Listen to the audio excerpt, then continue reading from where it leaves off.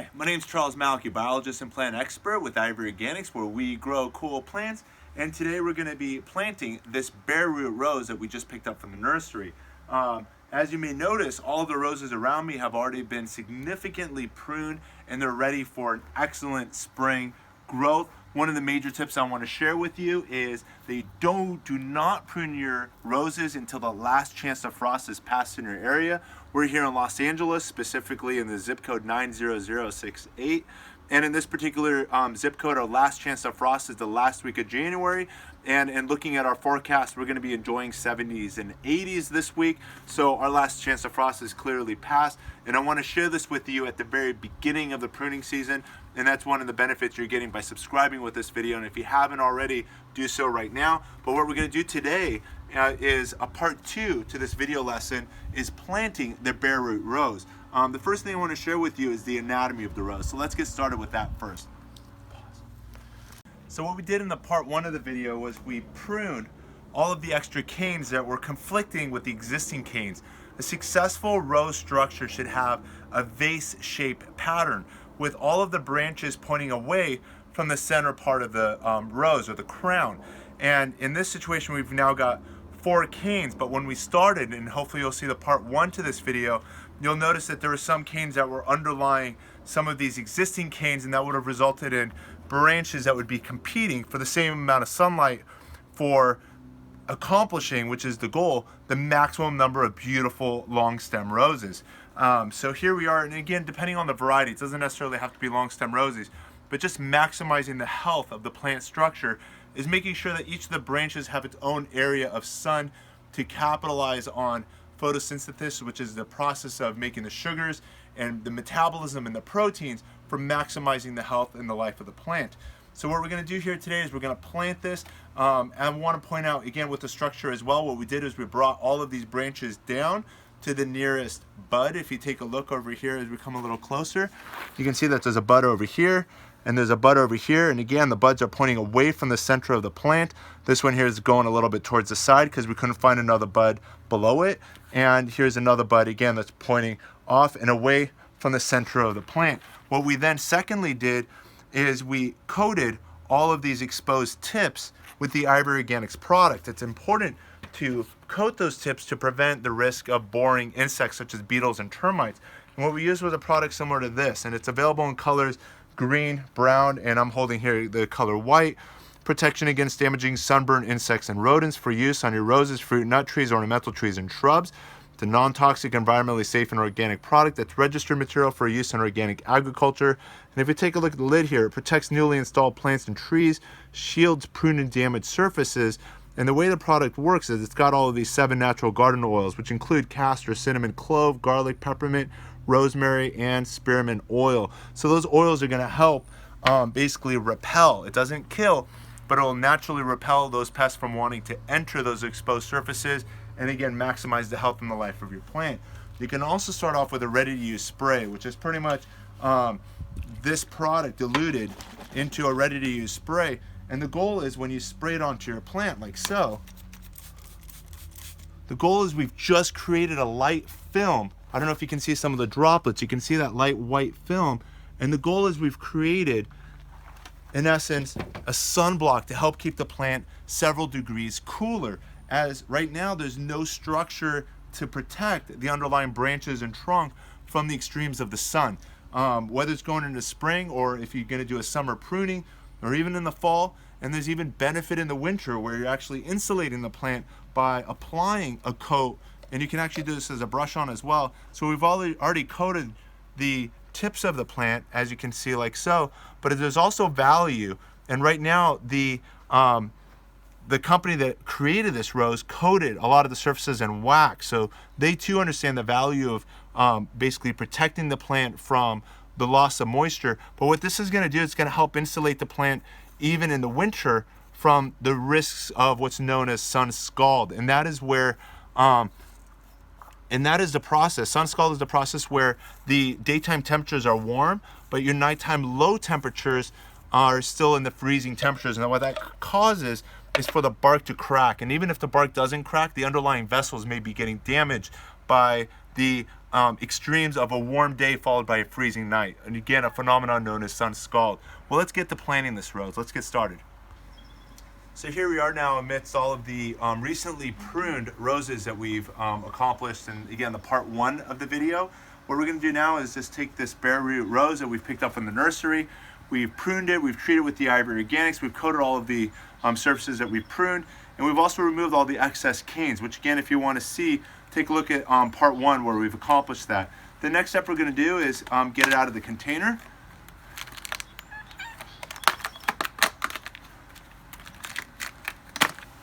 And let's take a look at what that looks like once we pull it out.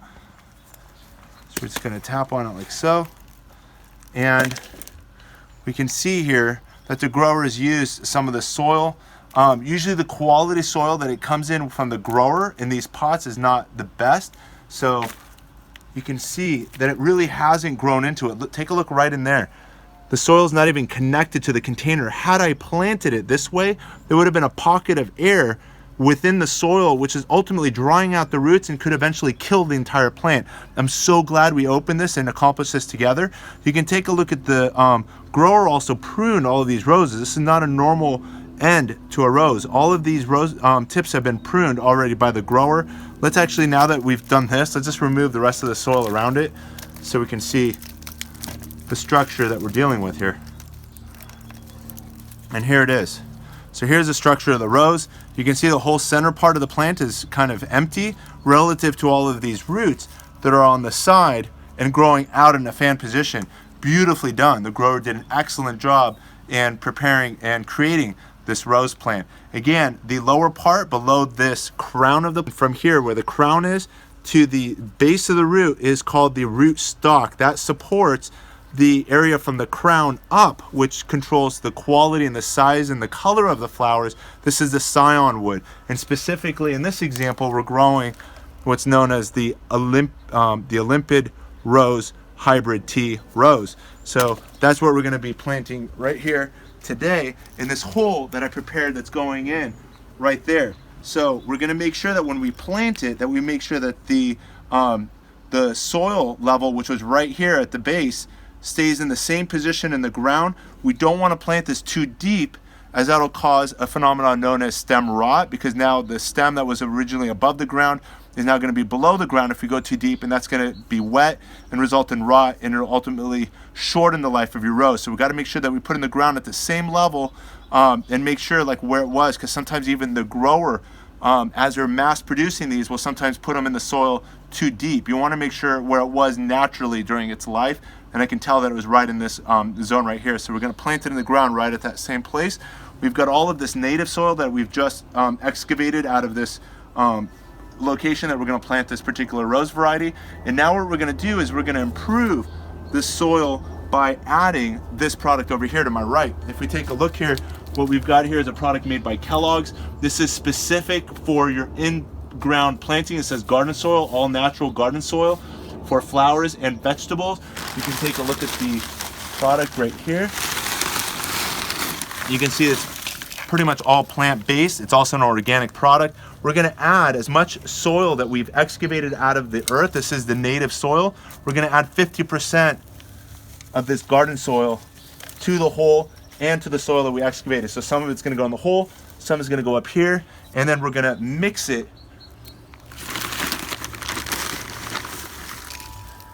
And then we're going to mix them together to create the potting soil for the plant. While this guy is resting, what I'm going to do is just put it over here in the water. Ideally, this should be resting in a bucket of water and not exposed over here, the roots, to the air for a prolonged period of time. But we're going to do this quickly now.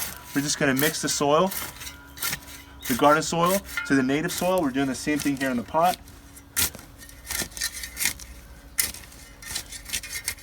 And we're pretty much done. It's time to plant the rose.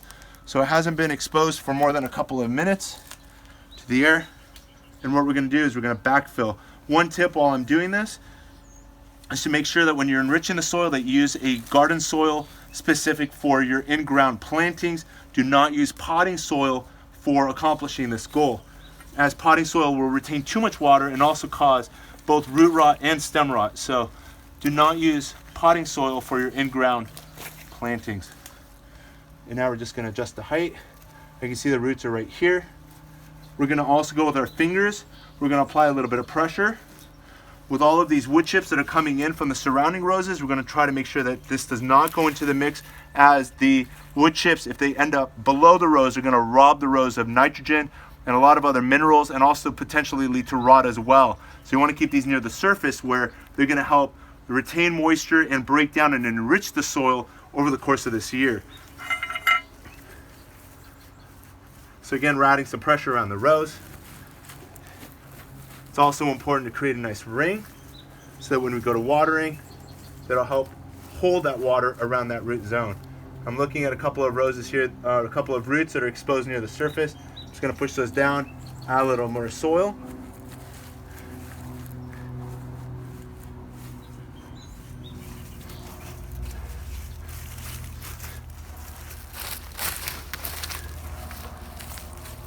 And we're pretty much done. What I'm going to do now is just take some of these wood chips, stealing them from the neighboring roses. I'm going to add all of these wood chips. Again, as we mentioned just shortly, the goal with the wood chips is to retain moisture. When we go to watering the rose, it's going to help keep that water in the soil. It's also going to break down and enrich the soil and offer more elements and nutrients to the plants. And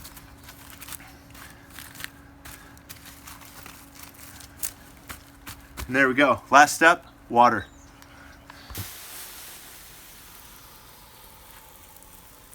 When you water your roses, be sure to soak the roses. The goal when watering is to make sure you water them thoroughly and then allow them to dry, but never bone dry between your watering.